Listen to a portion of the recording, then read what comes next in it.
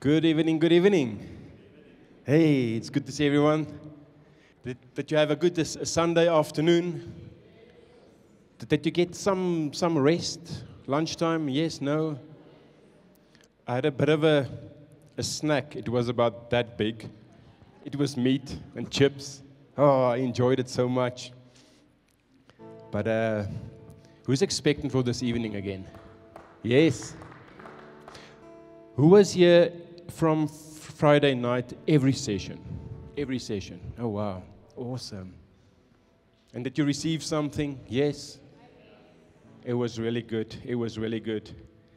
And I believe that this evening as well, we're going to have an amazing, amazing evening. Unfortunately, it's the last session, but this is something we will do again. It's something that we would love to do every year, because there's just so much that the Lord has for us. There's just so much that we as believers still have to receive from the Lord. And in a conference like this, you know, the Lord is really imparting all the time in us. And I just love it. I just love to receive wisdom from the Lord also, because He doesn't just give, He also tells us now what to do with what we have. Amen. So this evening we will receive again, and I believe that you will walk out here empowered and blessed and ready to take over the world for Jesus. Amen. Daar sê dis lekker hierso ba. But I'm not going to talk too much, because we have a big evening ahead of us. So let's all stand. And I'll pray for us, and then we head straight into worship. And remember what I said this morning: when we worship, we don't keep things to ourselves. We take from ourselves and we give to the Lord, because it's all about Him. It's all about Jesus. Amen. Amen. So let's pray, and then we head straight into it. Ah, Jesus. Jesus. Thank you for your presence again, Lord God. And Lord God, I just want to come and say thanks. Thank you, thank you. I don't believe, Lord, we have the words to describe this weekend, and that you so exceeded our every expectation, as a church and also as individuals. We thank you that you are such a great God. We thank you that you love us so much. There is so much more of your love that we need to understand. And I pray, Lord, that throughout this evening we will get to know you so much more, that we grow in our intimate relationship with you so much more. Thank you for being amongst us. And I pray that our worship and the word tonight will bring glory to you again. Speak, Father, your servants are listening. We love you so much. Amen. Amen. Let's worship. I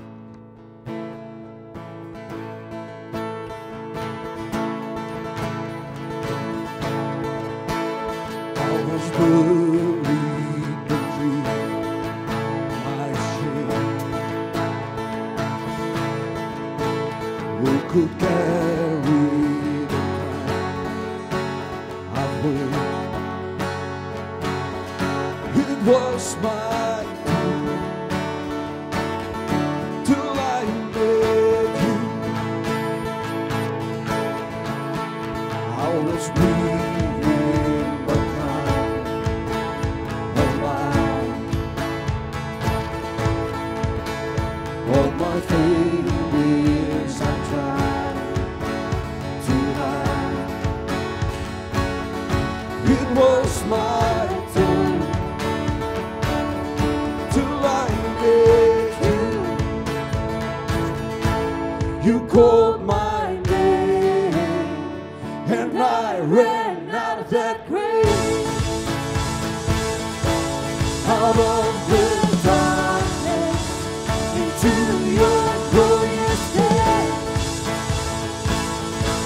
You called my name, and I ran out of grace, out of the darkness, into your glorious day. Now your mercy has saved my soul. Now your freedom is all that I know. The old made new. Oh, Jesus, Jesus, when I met you, you called my name, and I ran out of that grave, out of the darkness, into your glorious day. You called my name, and I ran out of that grave, out of the darkness, into your glorious day.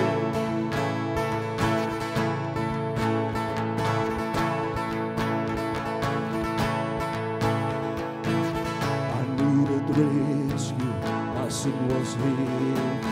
A chains break at the weight of your glory. I needed shelter, I was an orphan. Now you call me a citizen of heaven.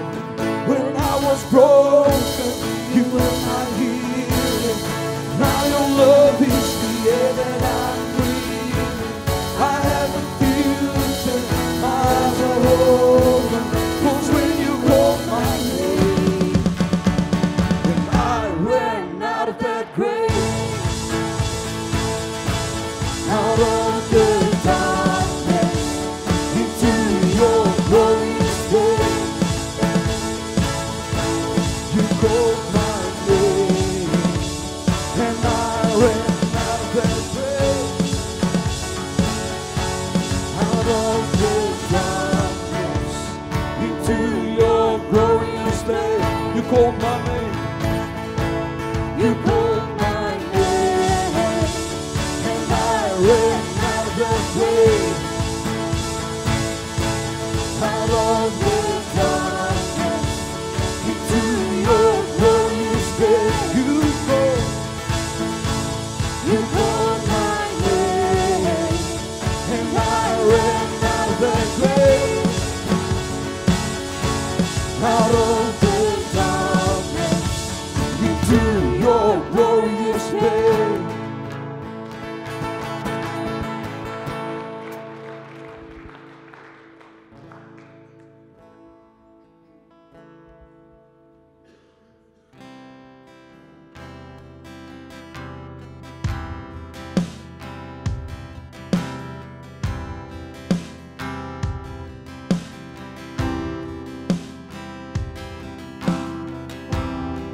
No other hiding place. I will be safe within your name. And this we know, this we know. You promise never to forsake. But you began, you will sustain. And this we know, this we know. I will call upon the Lord, for He alone is strong enough to save.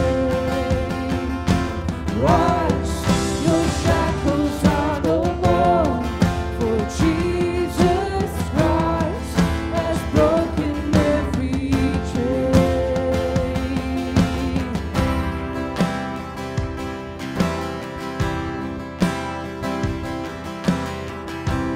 Of the heavens and the earth, announce the fullness of your word. And this we know, and this we know.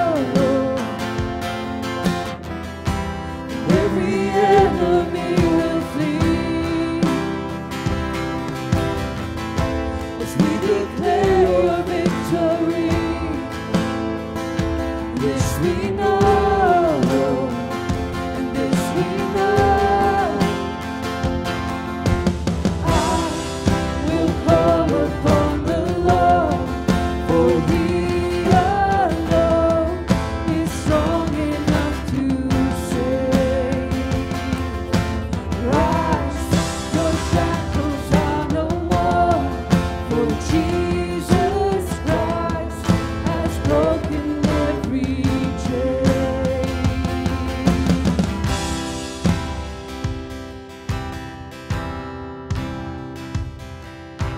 Jesus' name will break every stronghold. Freedom is ours when we call His name. Jesus' name above every other. Oh, hail the power of Jesus' name. Jesus' name will break every stronghold. Freedom is ours when we call His name. Jesus' name above every other. Oh, hail the power of Jesus' name. Oh, hail the power of Jesus' name. I will call upon the Lord, for He alone is strong enough to save. Rise, your shackles are no more, for Jesus Christ has broken every chain. Oh, I will call upon the Lord, for He alone is strong enough to save. Rise, your shackles are no more, for Jesus Christ has broken every chain.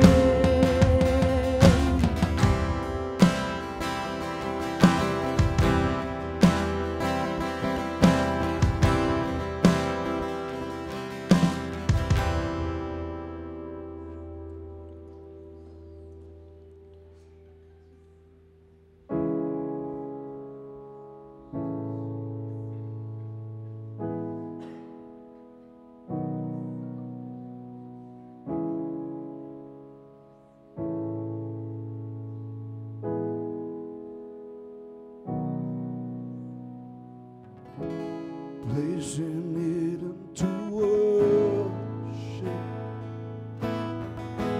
man will doubt for a light. Their eyes open to darkness, shame and hidden to hide. In the garden God promised to the serpent and man, future seed of a woman, He would cross Satan's head. My soul magnifies the Lord, in my Savior I rejoice. My soul magnifies the Lord, the one who saves. You was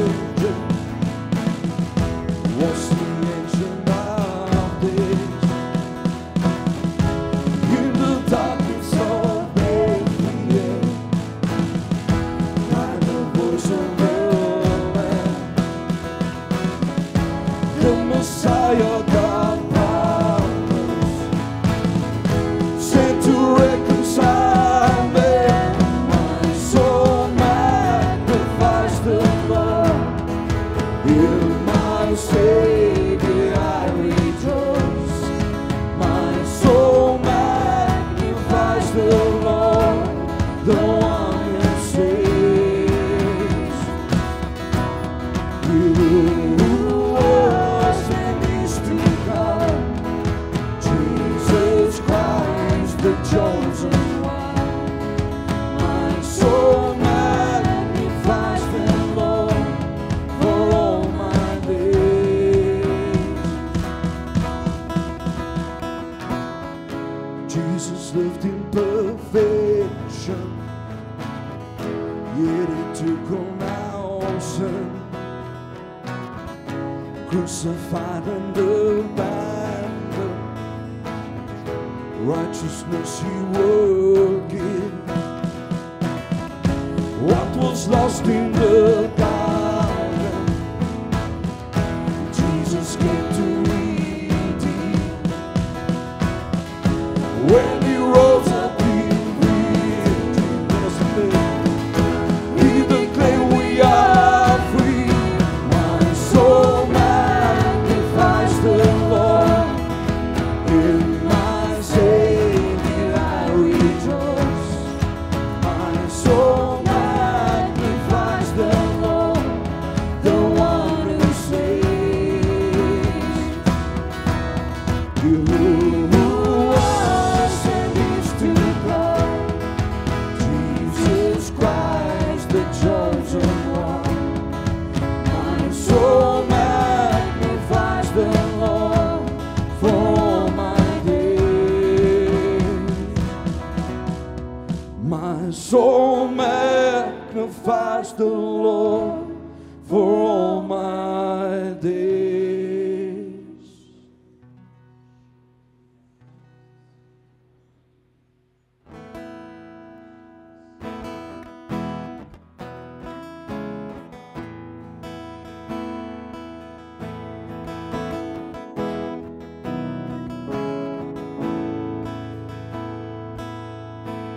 You alone know the workings of my heart. You alone know the ways I fall apart. You alone know the ways that I can get back up. You alone give me grace for fresh new starts. No more fear in Jesus. No more death. He has no sting, only hope, 'cause He has freed us. Will you breathe new life in His bones? Come and breathe new life in His bones.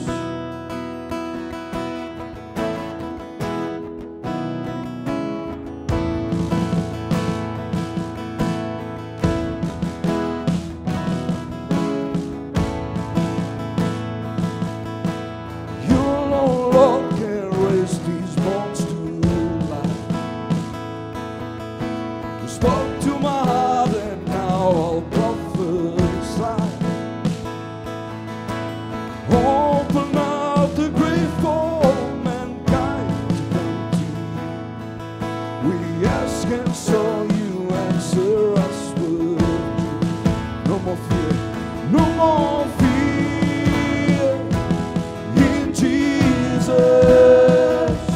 No more death. It has no sting, only hope, 'cause He's freed us. Will you breathe new life in His bones? Come and breathe new life in His bones. Will you breathe new life in His bones? Come and breathe new life in His bones. Will you breathe new life in His bones? Come and breathe new life in His bones. Will you breathe new life in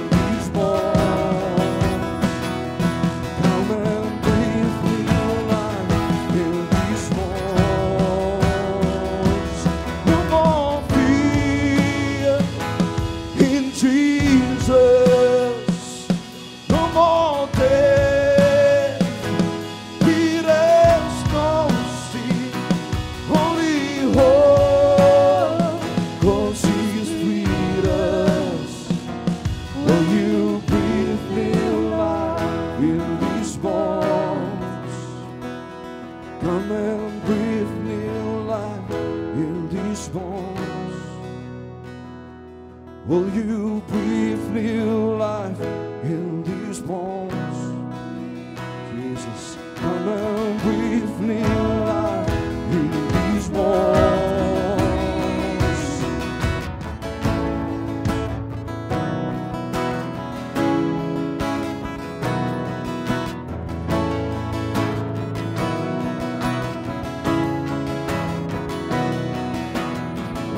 Rise up, dry bones, hear the word of the Lord. Rise up, weary soul, breathe in me, sovereign Lord. Oh, rise up, dry bones, hear the word of the Lord. Oh, rise up, weary soul, breathe in me, sovereign Lord. Rise up, dry bones, hear the word of the Lord. We rise up, weary soul, breathe in me, sovereign Lord. Let us sing last time. Rise up, dry bones, hear the word of the Lord. Oh, rise up, weary soul, breathe in me, sovereign Lord. No more fear in Jesus, no more death, it has no sting, only hope, 'cause He's freed us. Will you breathe new life in these bones? Come, Jesus, come and breathe new life in these bones. So breathe new life in these bones. Come and breathe new life in these bones. Breathe new life in these bones. Come and breathe new life in these bones. Breathe, Jesus. Breathe new life in these bones. Come and breathe new life in these bones. Come on, let's just be in the presence of the Lord like this. You can just keep on playing and just keep on flowing, but can you see that what the Lord wants to speak over your life? And do you have the faith tonight to speak to every dry bone in your life?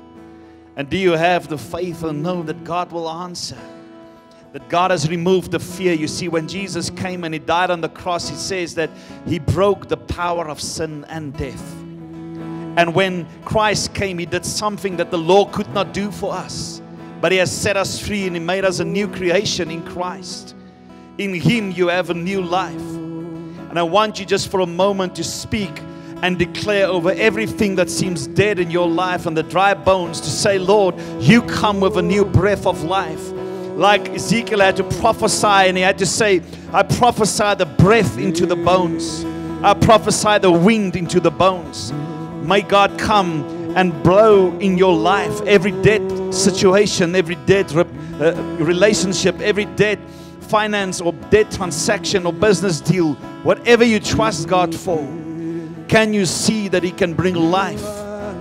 Father, we come and we declare, come on, just speak and say, Lord, let it blow life. Let it blow life. You have the breath of God in your lungs to speak and to declare the word of the Lord. Come on. Let's just declare that again. Rise up, dry bones. Come on, let's just declare that part. Come on, speak it and sing it with faith. Prophesy over your life. Prophesy. Come on. Rise up. Hear the word of the Lord. Come on, declare this. Hear the word of the Lord. Rise up. Rise up.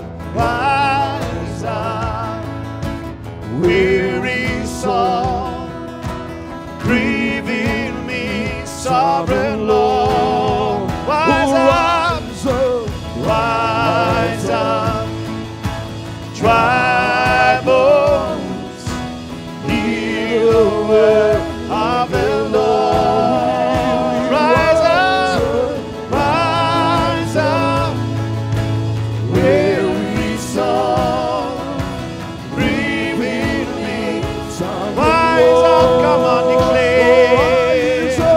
Rise up, dry bones, hear the word of the Lord. Rise up, weary soul, grieving me, sovereign Lord. Amen. Come on.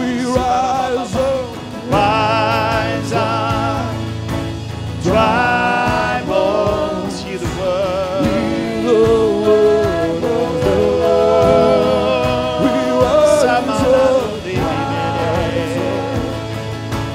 Weary soul, breathe in us. Come on, Lord. Come on, the Lord has broken the fear, that part of fear. No more fear. Jesus, no more death. He has no sting on the Lord. Oh, Jesus, Free us. will you breathe new life in these bones? Yes, Father, that is our prayer, that you will breathe life. Breathe new life in these bones. Come on, just lift your hands to the Lord and just see how He comes with a fresh breeze. Like with Adam and Eve in the cool of the day as He had walked in the garden. He came to meet with them. He wants to meet with you, not just tonight, but every moment, every day. Come on, can you feel the breeze? Come and feel the presence of God. That says, I invite you to a personal relationship, to an intimate friendship with the Holy Spirit, to know Him as He has known you by name. Let Him blow.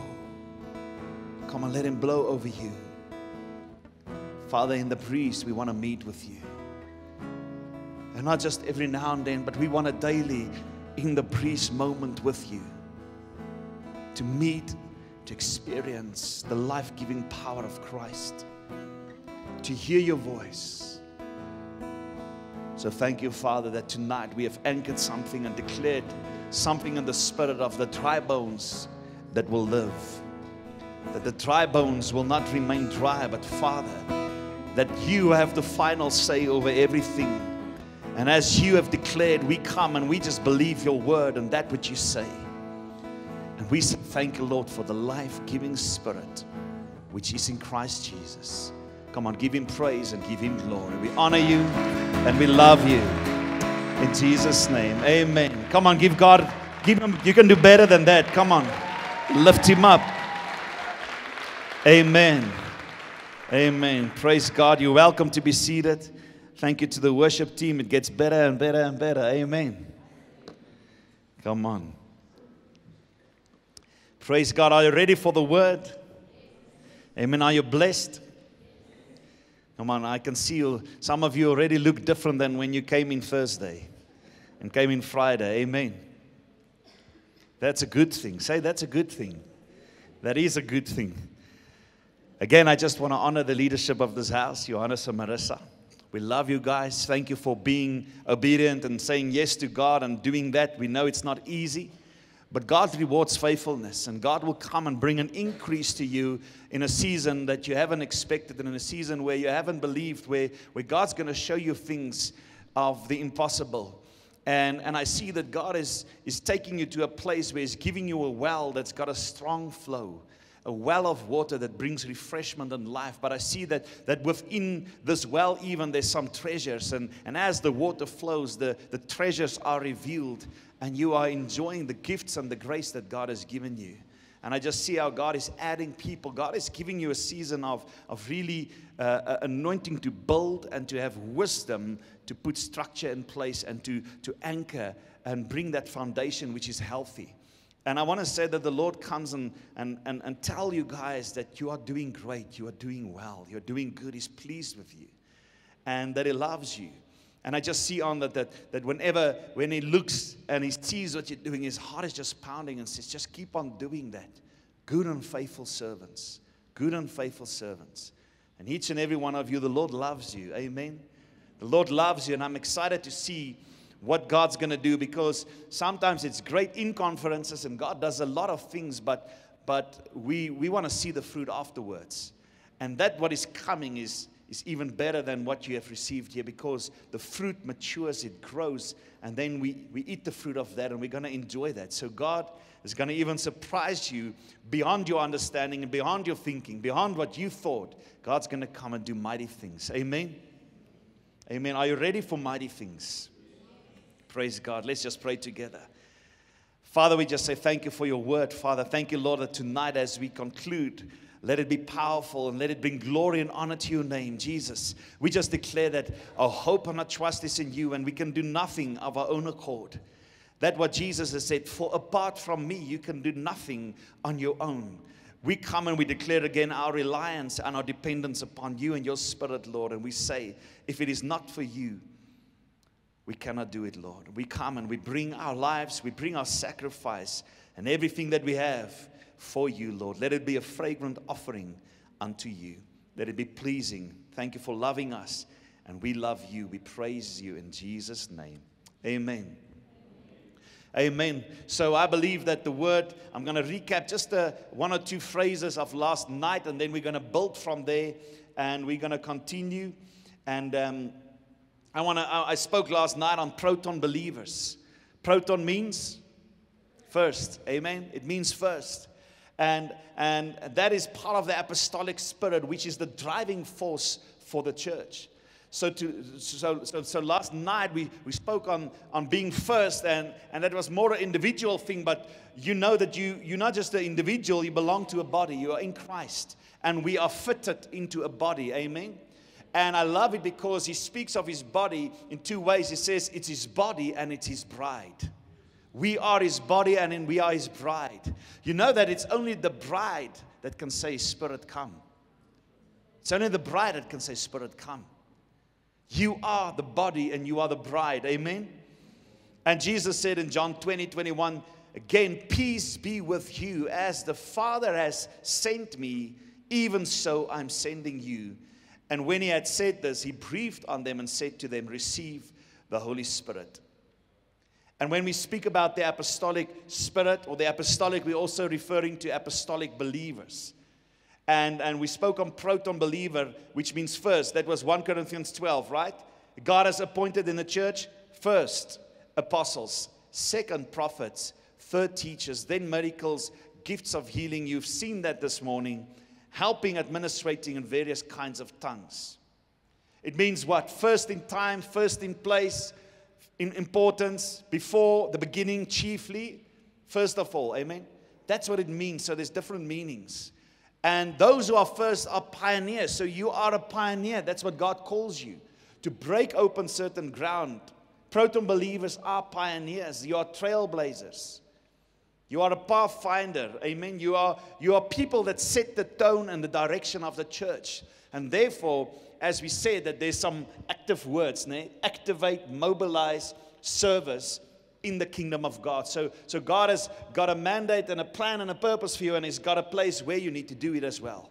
He says He gives you everything that you need. There's the gifts and the power of God and the Holy Spirit, because children of God are led by the Spirit of God.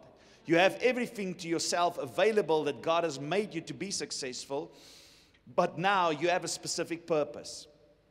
You are called to influence Namibia. You are called to set the tone and the direction for the kingdom of God in Windhoek and other places, because God's kingdom works like this. It ever expands. It's never just us four no more. We don't just remain in one place. The nature of kingdom is that it expands. And therefore you will expand and you will grow.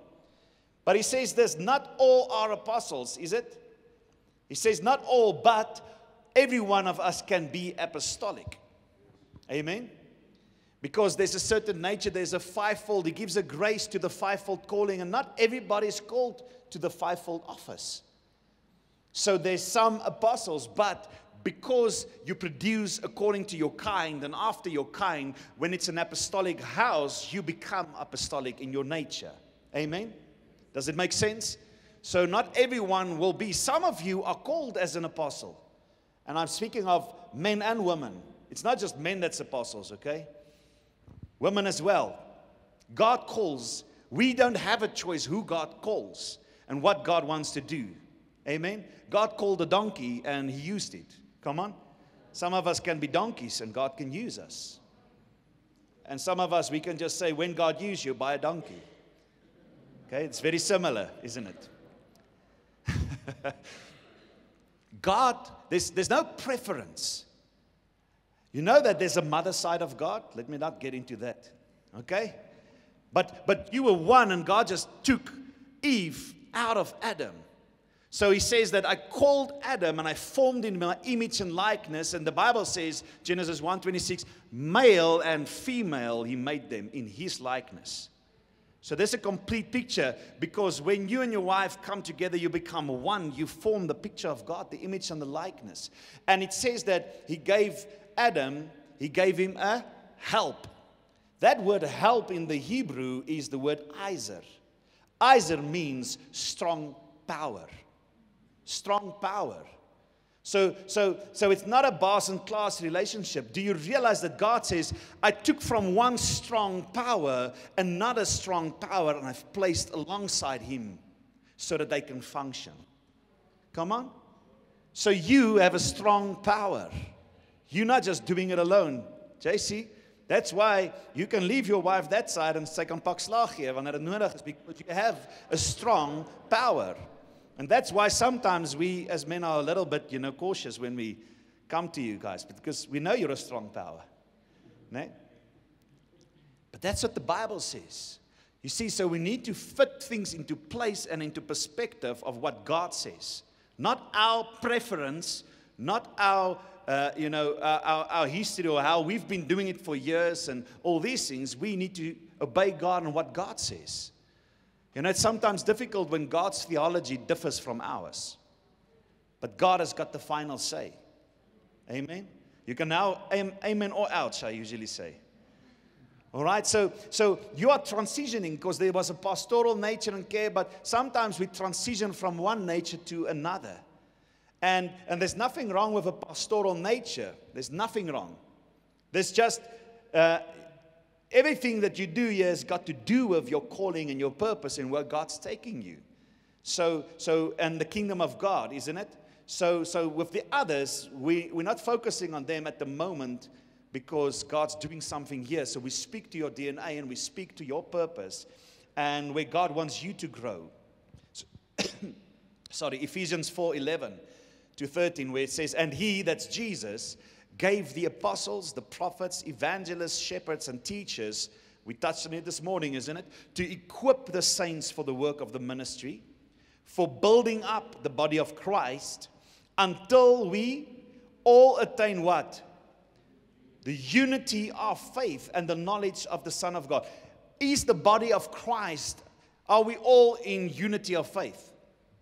I'm not talking about the church, I'm talking about the body of Christ globally. Are we all in unity? No. In other words, then there's still apostles, prophets, evangelists needed, because God says, Jesus says, I gave this until the body is in unity. So until that happens and we're there, it's still needed. Amen? Do you agree? It's still a function that we need to mature us, come on, to mature manhood, to the measure of the stature of the fullness of Christ. It says this is a gift. Jesus gave the fivefold to the church. All are necessary. All of them. For the equipping of the saints. One is not more important than the other. It's just the order of function. Amen? It's the order of function. So when we build, it's first the foundation, as we said, isn't it? Then the rest. All are needed, every part. Aren't you glad you have a roof over your head? Because for the sun and the rain. But that was not where we started. We had to start with the foundation. Come on. So it's the foundation. That's what's needed. And apostolic is foundational in purpose. And part of the apostolic is to go into a region and establish a new culture. And that's what I want to speak a bit tonight on your mandate and the culture from which you are sent. Because the spirit of the apostolic is the driving force. Because God calls us to go and establish. Because that's what we say. Let's just read this together again. 1, 2, 3, 2. Activate and mobilize the church for service in the kingdom of God. You come from the kingdom of God. You are born into the kingdom of God. And Ephesians 2:19 says this. You are no longer strangers and aliens, but you are fellow citizens. It's interesting because a kingdom has got citizens, not members. So actually we need to change that membership form into a citizen form. With the saints and the members of the household of God, but on the foundation of the apostles and prophets, Christ Jesus himself being the cornerstone, in whom the whole structure being joined together grows into a holy temple in the Lord. In him you are also being built together into a dwelling place for God by the Spirit. Come on, he says that you are a citizen of the kingdom of God. Amen? You're not a member, you're a citizen. Kingdom culture. Firstly, it says, number one, what is kingdom culture? If we look at kingdom culture, the first thing you have to do is you have to get to the king. I'm going to say it again. Who is the king? Jesus. I'm not asking difficult questions. It's easy. Jesus is always the answer. When we look at kingdom culture, the first thing in kingdom culture is you have to get to the king. Jesus is the king. The word says the King of Kings and the Lord of Lords. Because the center of a kingdom is around a person. That's Jesus. It's not an organization. It's Jesus, King of Kings and Lord of Lords. Let me read you a definition of kingdom. So a kingdom is a governing influence of a king. So it's his governing and his influence of a king over his territory. Okay? Impacting this territory now with his will, with his purpose, with his intent. And then with that, he produces citizenry of people. That's us. To express now his culture and reflect his nature therein. Let's just do that again so that it can stay in your mind. It's the governing influence, all right? So Jesus is the king.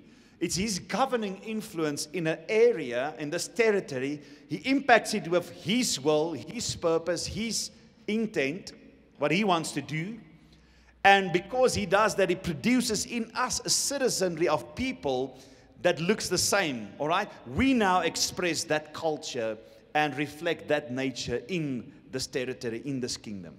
Amen. That is what's apostolic. Go into the world and make disciples. He says, impact a region with the new nature of the kingdom of God. Come on. So there's a mandate, there's a certain thing, a kingdom, and the nature of that, as we said, the definition is the governing influence. So what do we bring?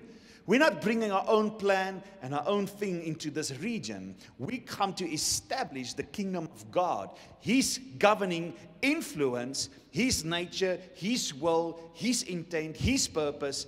And we produce now, because we get disciples, we produce a people that starts to express that very same nature. That's what we do. That's discipleship. Kingdoms always want to expand. Are you still okay? All right. Kingdoms want to expand, and kingdom concept is critical. To understand concept is so important, because knowing God is first king. He produced children that He trained us to be kings over. That's why the Bible says He's the King of kings. He's the Lord of lords, because you are a royal priesthood. Did you know that you are a king? He's just the King of kings and the Lord of lords, but you are a king. Didn't He say that we will rule and reign with Him? There's a place where we're going to reign. So you are a king, because the Bible says you are a royal priesthood. King priests before the Lord. That's what the word says. Even the book of Revelation speaks of that. That we are king priests before God. So you are a royal priesthood. That's what the Bible says as well. A royal priesthood, a holy nation. Amen? So you are royalty, you are a king. And He says He's just the King of kings. So remember, there can't be more than one king in a territory. So let me mess your theology up a little bit. We're praying for Jesus to come back the whole time. But He is the King of kings. And if He's king and He comes, then that means we can't be kings, because there can't be two kings in one region. Okay? Just think about it. He's giving us dominion with Him to rule and reign. Kingdoms expand. Kingdoms expand. An idea is a concept, isn't it? Our thinking is crucial when we work with kingdom. Concept a person has is important because it determines how you see life. You have certain concept. The Bible has a different concept about kingdom than and things that we've been preaching and teaching. You see, kingdom is different than what we know, a democracy. We used to a democracy, but a kingdom works opposite to that. So if you have certain concepts and ideas that you're trying to filter through, God says you come from a kingdom, but you have a democracy mindset, you're going to have wrong concepts, isn't it? Wrong concepts get you to wrong conclusions because you have the wrong mindset, the wrong idea. The word concept is where we get conception from. When conception takes place. What is conception? Again, first, it's the beginning, it's the origin, it's the start of something, it's the proton, it's the impregnation so that you can give birth. Jesus says, where's the kingdom? In you. The kingdom is within us. The kingdom is within us. Righteousness, peace, joy in the Holy Ghost. That's the kingdom of God, He says. It's not just an eating and all these things, but it's within us. That's what Jesus said. Come on, Luke 17. Neither, 21, shall they say, lo there or lo there. For behold, the kingdom of God is within you. Come on, say within me. Within me. Within me. You carry kingdoms and nations on the inside. That's why there's a drive to go and establish that, because you carry something of the heart of God and the nature of kingdoms that need to expand, that need to go. Who of you have ever said, I would just love, to, as we say, just sail there into the Wild West and just go and explore and do things. There's a nature in us to go. There's a nature. We cannot remain pregnant forever. Do you know that there's a time that you have to give birth? You have to start pushing and get to that place. There's a kingdom within us. Come on, say kingdom within us. So a religion has members, but a kingdom has got citizens. Members work on emotions. Citizens work on rights. Think of when Paul came and they caught him, they arrest him and he says, I'm a Roman member. Now he says, I'm a Roman citizen. I have certain rights. Members work with emotions, and we can do this and that, and we can manipulate, and we can sweep you up. But a citizen has certain rights. You work on rights. That's why the Bible says in Philippians 3:20, your citizenship is in heaven. Come on, your citizenship is in heaven. You need to start shifting your mind of where you come from and why you are here. A king doesn't have members of a country. He's got citizens of a country. And the Bible says you are a citizen of the kingdom of God. This is why there's a way where we need to operate in the kingdom. That's why we need to understand kingdom, because you are a citizen of the kingdom. You see, kingdom is a culture. kingdom is a lifestyle. That's what you need to understand. It's not just a concept, it's a lifestyle. So apostolic is to go and be a sent one and establish that new culture in an area. So let's give background on the word apostolos. Because apostolos is not even a biblical term. They borrowed it somewhere else. Okay? Are you ready? Say, I'm ready. Come on. One of the words for apostolos was the admiral with a fleet of ships. During the ancient Greek times, Demosthenes, 384 to 322 before Christ. The word apostolos was a naval term that they used in the Navy to describe an admiral with the fleet of ships that traveled with him. So just think of the Roman Empire. I've been in India, so that was a British colony. I've been in the UK, in South Africa, I don't know where else. But we find, when I was there with Apostle Phil, he stays in the UK, and when we got to certain places in India, he's like, this is a copy of the palace. We stood at a place, he says, it's as if we stand in England. Why? It's exactly that. We took that what was there and we just established it in an uncivilized area. As in the mother city or from the headquarters, we took that very thing and we went into an uncivilized place and we started to put structure. And now this is a replica of what you find there. Come on, just think. You come as a citizen from the kingdom of heaven. And God sends you to earth and He says, as in heaven, now on earth. Your mandate is that what is in heaven to start working in an environment to start establishing the kingdom as in heaven, now on earth. It needs to be a replica, a duplicate of that what is in heaven. The Bible speaks in the book of Hebrews and says actually that what you find in the altar and in the tabernacle and all the instruments is just actually a copy of that, what's in heaven. So there's there's a copy, there's an original, there's a blueprint. And now that's just what we have here, a copy. Okay? So the fleet consisted of a specialized crew driven or run by the admiral. The fleet would be sent out on a mission to go and locate territories where civilization were non-existent. Okay?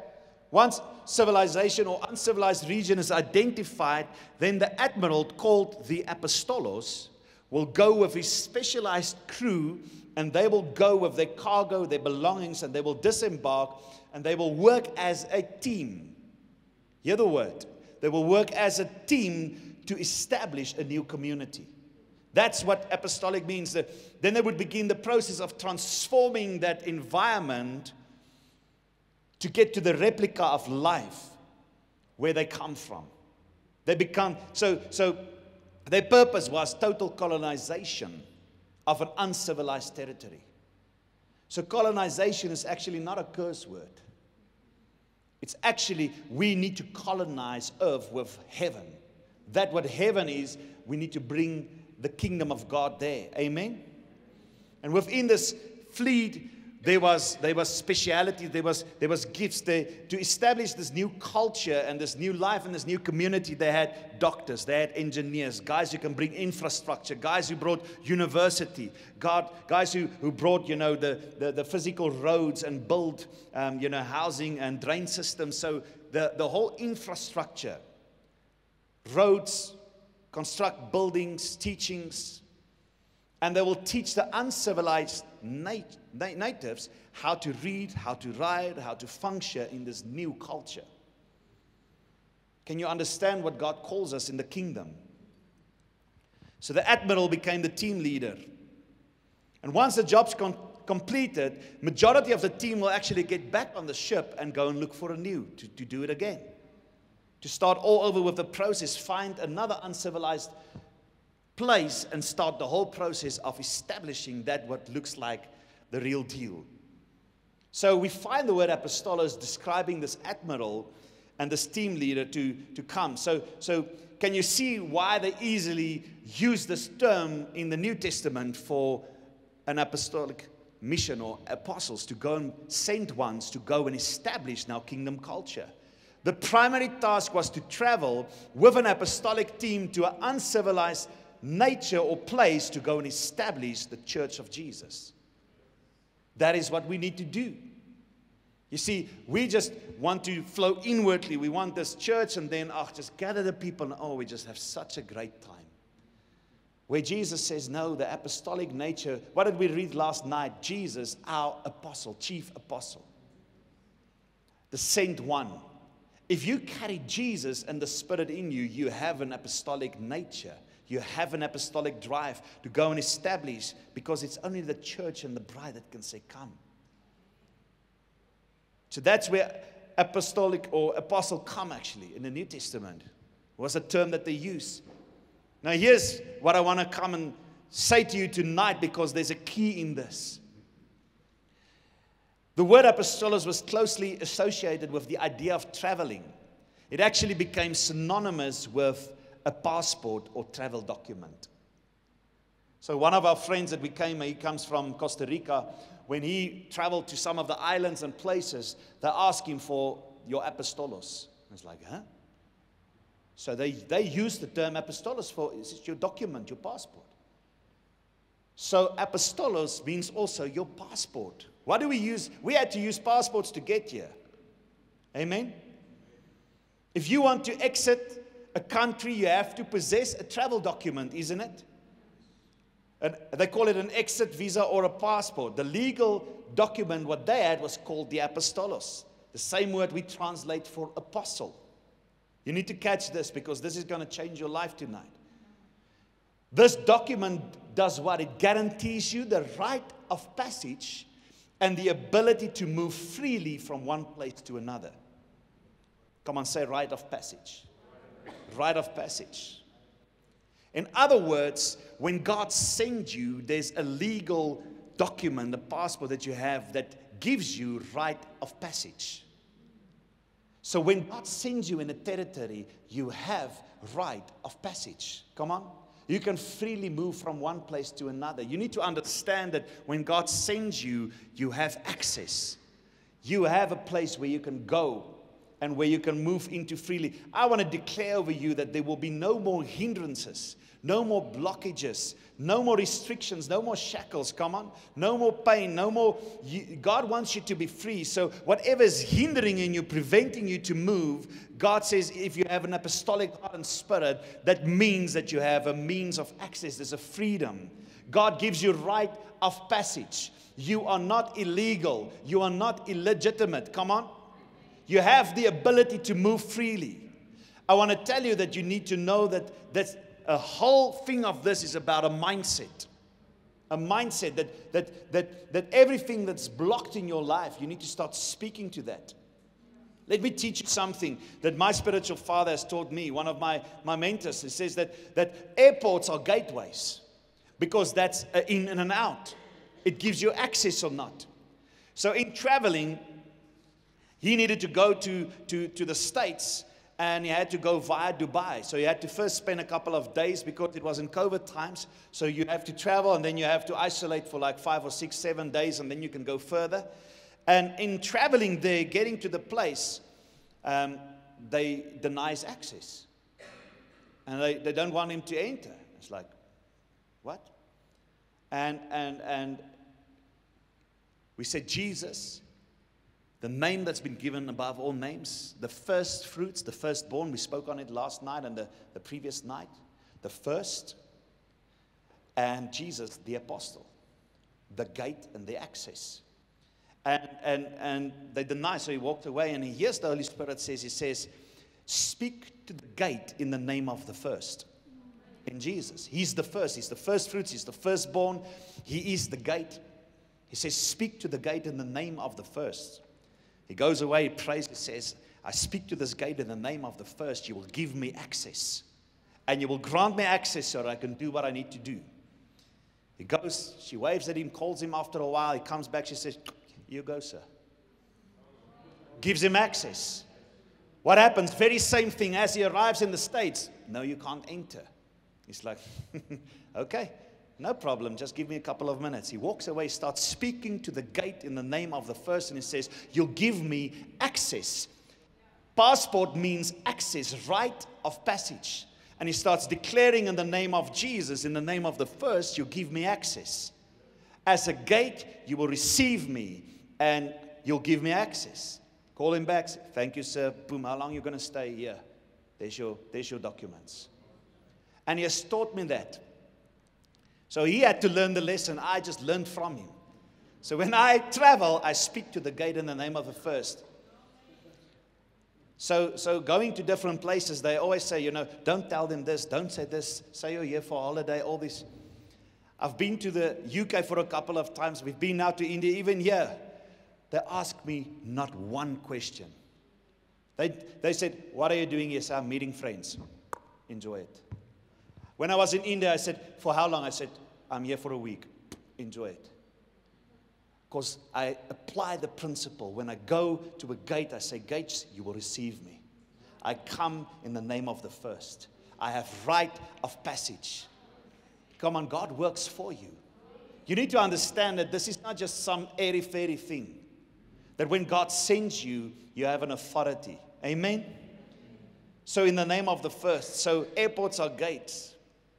It lets you come in and it goes out. So you need to start applying this to your life. Because you have assignments that needs to be fulfilled. When you start moving here, I'm going to tell you, you're not going to just remain sitting here. You're going to start moving. And you're going to have to apply principles in your life where God sends you. You're going to go on outreaches in different regions. And you have to say, this region will receive me because I have right of passage. I come in the name of the first. Amen? You have to allow yourself to grow into a new mindset. Are you still okay? Good. You have to start thinking bigger. You have to start thinking differently with a mindset. It's all about what God wants to do. You have to like this. Wherever you are just doing certain things, you need to start thinking in the terms of becoming the owner of things. Why rent a building? Why not buy the whole block? You see, there's a mindset that you're not a slave, you're free from systems. When you're in God's kingdom, you operate in a different system. There's a different economy that you operate with. You can either be a slave of a system, or you can domineer and you can work with God and what He wants to do. Amen? So JC, you're not gonna just go. That land, you're gonna do mighty things because you are owning, and you're gonna see the expansion.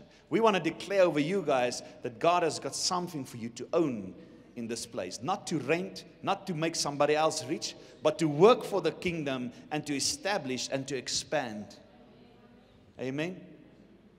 That's what you're doing now. You're renting at the moment, but it's a stepping stone because you are occupying land.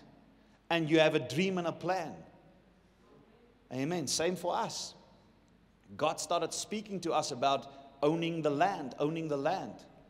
And I had to step out in faith. And there will always be a battle. I tell you, when it comes to owning property, owning land, there's always a fight.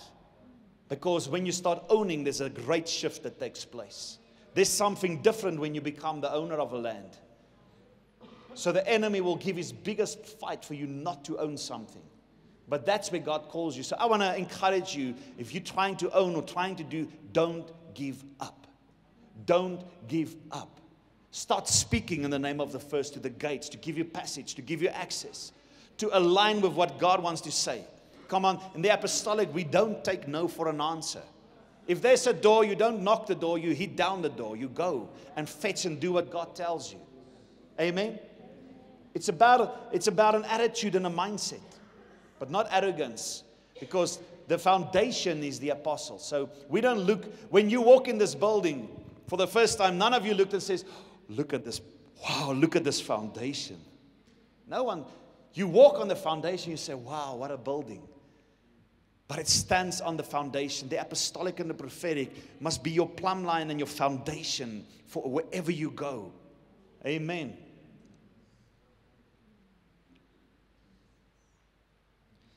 So when the word apostolos is applied to the New Testament, it was applied that the apostle was a spiritual passport. Listen to this. That gave believers right of passage into heavenly realms, to deeper truths.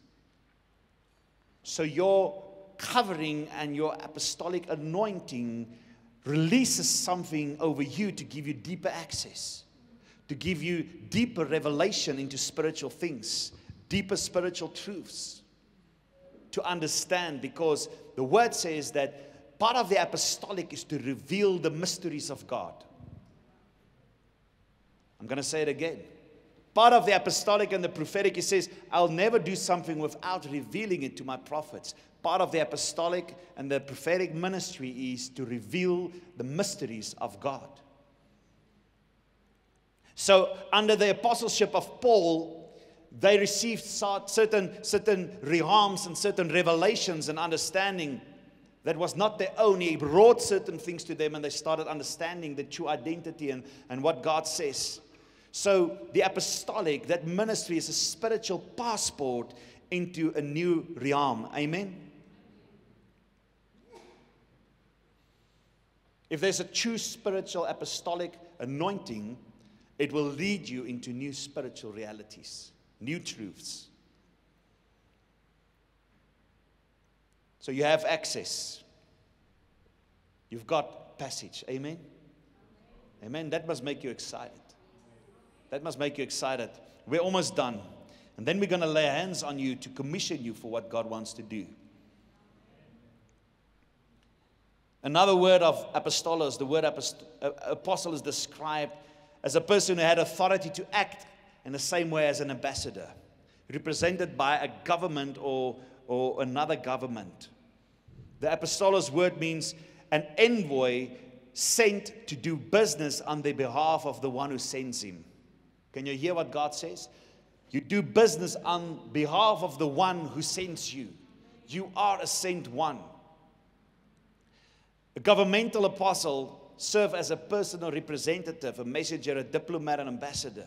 2 Corinthians 5:20 says what? Therefore, we, that's the word you were looking for this morning, therefore.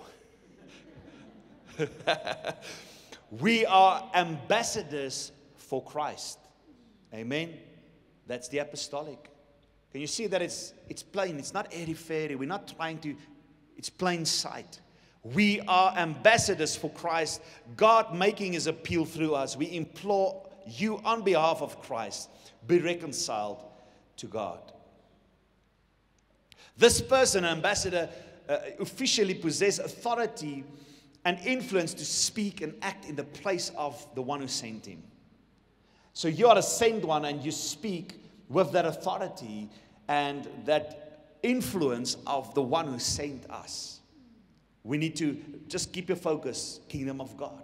That's where we go. You are sent into a place, and it's levels. You are sent into your house to establish the kingdom of God. You are sent to a church and to be part to establish the kingdom of God in this region. And then as you grow, you are sent outwards to go and establish the kingdom of God in places where it doesn't exist. So it means that you act and you interpret as though you are coming from the sender. You are the one. The connection between the sender and the one that was sent, that connection, that thing is inseparable. John 17 says this, for I've given them the words, that's Jesus.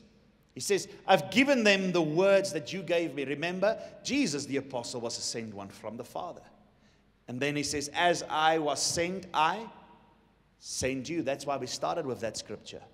As I was sent, now I send you. And he says, now, Father, for I've given them, that's us, the words that you gave me, and they have received them and have come to know in truth that I come from you. And they have believed that you sent me. And as you sent me into the world, there we are. I have sent them into the world so that they may all be one, just as you, Father, are in me and I in you, that they also may be in us, so that the world may believe that you have sent me. The glory you have given me, I have given to them, that they may be one, even as we are one. He says, the glory you've given me is given to us. You carry a glory. So often we pray and we say, Lord, let your glory come down. He says, the glory I have, I've given to you. You need to say, Lord, let the glory come out. That which you've given me, let it start to come out. Let it start to flow. Come on. This reveals the New Testament apostles' position to speak and act on behalf of the Lord. Are you speaking? Are your words aligned with what God says? That's why you need the Bible, why you need to know the Scripture and the Word. How can you speak the mind of God if you don't know the Word of God? That's what Jesus says. He says, you need to pray. You do not ask, therefore you cannot receive. You need to ask. He says, but when you ask amiss because you ask your own desires. You need to know what is the will of the Father. Come on, this is a governmental position in the body of Christ. The apostolic ministry is a gift that should be received with great spiritual authority and by the backing of heaven. You see, we taught on the anointing, and it's very dangerous if you teach on the anointing and there's no backing of heaven. You need the backing of heaven. But that's what you need to understand, a mindset that whenever you speak by faith, God will back you. God will back you. Amen? When God says you're apostolic in nature, what does that mean for you? It means that you carry an authority. It means that you have the backing of heaven. Amen?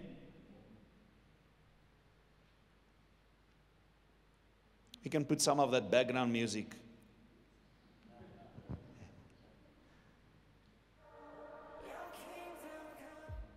Something different?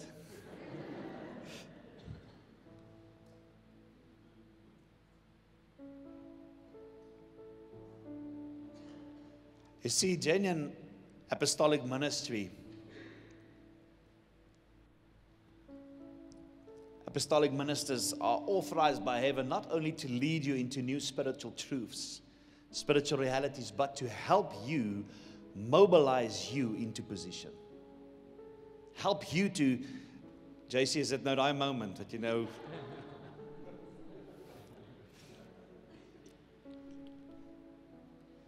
into function. You are called to function. You are called to work and to bring glory to God. You see, we're only getting started. There's so much more to learn, and I believe that in the next couple of months and even years to come, God's going to start unpacking it for them and for you as a church. That you can apply it to your life. But you need to know this. Apostolos is sent once, but that you are a passport. You are a gate. You have right of passage. So in other words, whenever God sends you, you don't need to feel like this, I don't really belong, I don't fit in. God sends you, you have right of passage, you have access. There's an authority because there's a spiritual realm. You see, sometimes we're so earthly that we forget there's a spiritual realm. That's why he says our war is not against blood and flesh and one another, but in the air, principalities and all these things. But we tend to forget that. We tend to forget that there's an atmosphere. That's why it says, you are aliens, you are not from here. Although you live here, you're not from here. You come from a kingdom, a citizenship of heaven. And what's your assignment? To colonize the area where God sends you with the same culture, the same rules, the nature and the infrastructure as the place that you come from. You come from God, He has sent you. That's why it says when you pray, Father in heaven, hallowed be thy name. Your kingdom come, your will be done on earth as it is in heaven. You know, the word Father means supplier. In other words, the Father is your supplier of what? Everything you need. And you know that little boy that says, do you know what's God's name? He says, Howard. Howard. Our Father in heaven, hallowed be thy name. So it's hallowed be thy name. The word hallowed is the word hagiazo, which means to render, to acknowledge, or to become aware of. To render, acknowledge, or become aware of. So when he says is, my Father in heaven, hallowed be thy name, he says, my supplier of everything that I need, I render, I acknowledge, or I become aware of you. I become aware of who you are, that you are a Father and a supplier of everything. And he says, hallowed be thy name. He says, our Father in heaven. Who can tell me where's heaven? Where's heaven? It's difficult. If you don't know, my Father, my supply of everything that I need, who's in a place where I don't know where to get it from. And if it's in heaven, what do I need to do to get it down to where I'm at? Because, then I need to work hard to get it. The word he uses there is heaven, says hieronos. It's a plural, which means, it translates, which is as close as the air that I breathe. In other words, it says, my supplier of everything that I need, which is as close as the air that I breathe. I become aware of you. I acknowledge you. Close your eyes for a moment. Can you feel that God is not far? You see, that's our theology, is that in something I have to work so hard to get His attention and to get Him down here that He can move. And He says, I am as close as the air that you breathe. Are we not declaring and saying it is your breath in our lungs and we pour out your praise? The breath of God in your lungs. Because if there's a kingdom within you, why do you want to far stretch out if His close is in you? The kingdom is within us. So that's what God is doing in you. And that's why Paul says, in Him and through Him and for Him we have our being. It's in you. And God wants to come and establish.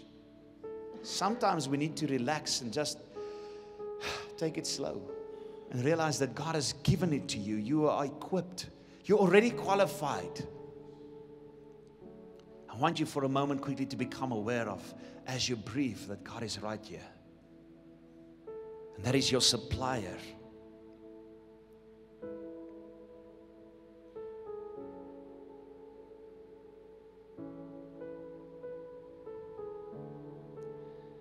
There's a pattern. Because Jesus says, when you pray like this, our Father in heaven, hallowed be your name, your kingdom come and your will be done on earth as in heaven.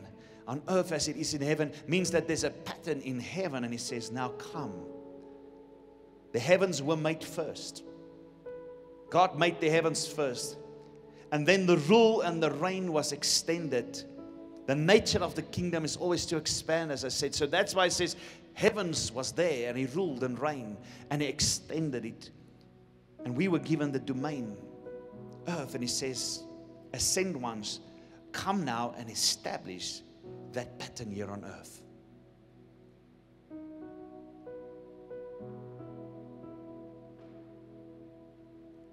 My heart is there for you tonight. It's that you need to understand that all of us are called.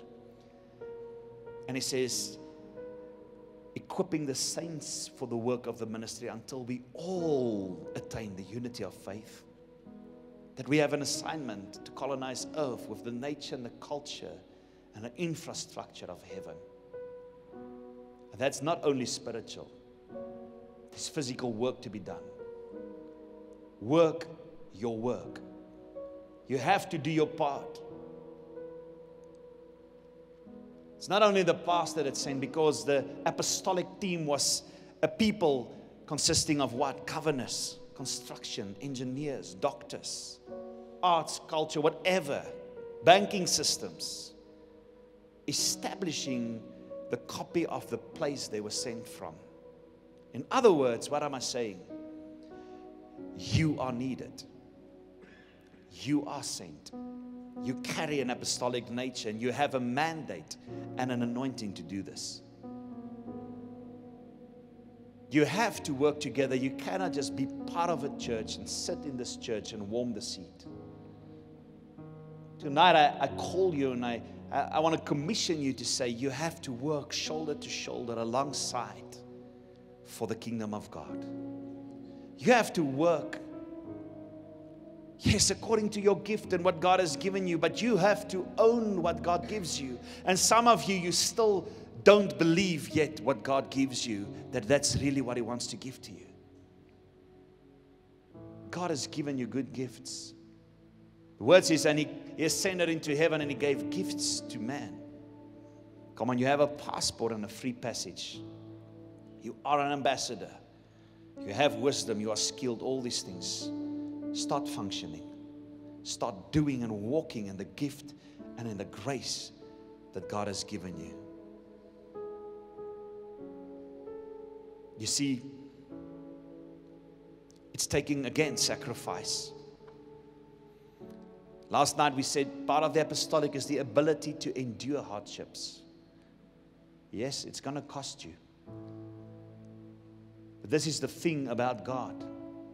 Whenever you come, Romans says, present your body as a living, holy sacrifice unto the Lord. When you come and you bring yourself as a holy living sacrifice, whenever there's an altar is a place of sacrifice. Whenever there's an altar and you put a sacrifice on it, God responds with fire. God responds to altar activity. But what does sacrifice mean? Sacrifice means a killing. Something needs to die.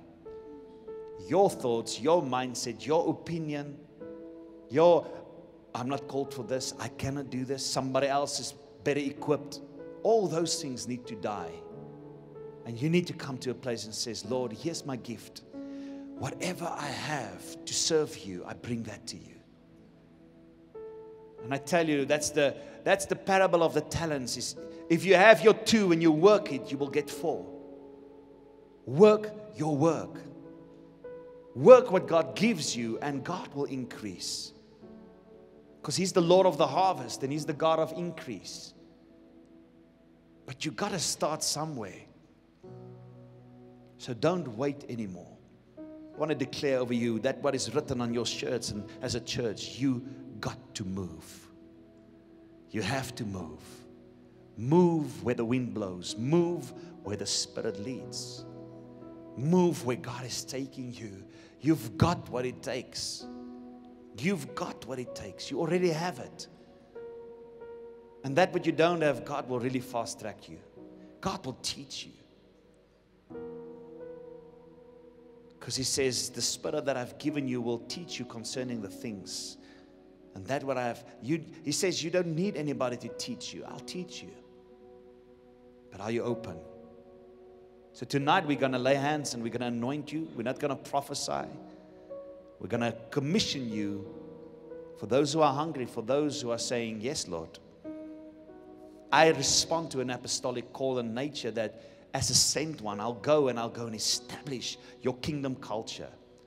If you only start even in your house and say, our house will be a place of worship, a house that serves God. We will bring the kingdom culture into our house. I'm going to tell you it's not going to stay there, because kingdom's nature is to expand. If you start there, it's going to expand. You're going to have a drive for where next? Oh, in my office. Yes, there. In the parking lot, where in the shops, or wherever you go, you're going to start establishing and move in the kingdom. Is that okay? You thought you're only coming to receive. We're actually coming to tell you there's work lying ahead. There's work. But God is a rewarder. God is a rewarder. Amen. Let's just pray, and then I'll hand over. Father, we come and we say thank you, Lord, that as we get to a place where we end off, Father, you commission us. You send us, Lord. And let us never forget that we have access. Not just where you send us, but we have access to the throne of grace, to the heavenlies, to the King of kings and the Lord of lords, and your Spirit, who is not far, but has said you made us a dwelling place. He's within us. Like stones, He says, we are built into a spiritual dwelling place for Him. So thank you, Lord, that you're with us. So yes, tonight, you have our yes again, Lord. And we say we will die to our own nature and our own flesh. And Father, we want to see your kingdom come. We want to see your kingdom come. So Father, wherever you send us, we will go with this mission to establish the nature and the culture of the King, so that we can inhabit earth with heaven. And what it looks like, let it be the same nature. We praise you, Father. We give you All the glory, all the praise, all the honor, it all belongs to you, Father. We love you. We say without you we can do nothing. It's only by your Spirit. And for some of you, maybe your start is first to get into the kingdom of God. If you don't have a living relationship with the Lord, you need to give your life to the Lord. You need to submit. You need to come under His Lordship. By saying, Lord, I come. I accept you as my Lord and my Savior. I accept you as my King. And when you get born again, you become a citizen of the kingdom. And then you have a mandate and a mission. Thank you, Father. Thank you, Jesus.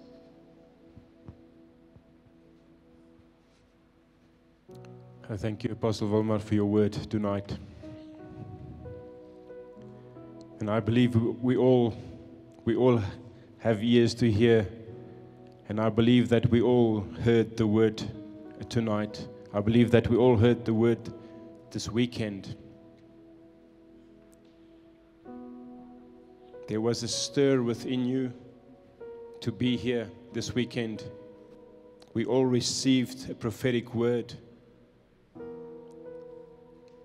Some wanted to come, some was asked to come, but you are here. The Lord has a plan and a purpose for us, for each and every one of us. We had over this weekend that we are apostolic new people, that we are the saint ones. We are a part of God's kingdom. And because we are His children, and He says, you are the saint ones, it means He sees something over you and me. We might not see it ourselves, but He sees it in us. Each and everyone here is here for a purpose. I want you to think about that. Each and everyone is here with a purpose.